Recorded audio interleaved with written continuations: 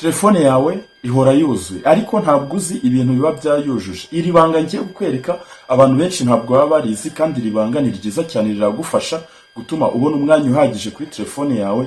Nkurikira nkwereke akantu ku kandi. Nta kindi urakora, uraza muri settings ya telefone yawe, uraza hano handitse storage uhakanda. Turahita tuza hano handitse apps, turahakanda.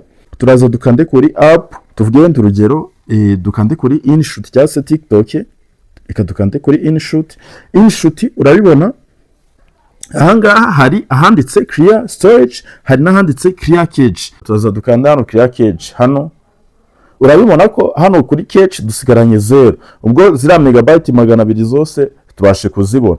Turaza no ku yindi application TikTok, urabona naho tukande cache, tugakomeza no ku yandi ma application dukanda clear cache. Urabona iyi ngiyi yakoresheje cache gigabyte imwe. Dusubira inyuma, urabona twa dufite gigabyte 62, urabona hano hasigaye gigabyte 60 twakoresheje mu gihe twa twarakoresheje 62. Guys, ukomeze ubikora kuri application zose, ndazi neza ko uri bubone umwanya uhagije. Twongeye dusubire mu zindi video.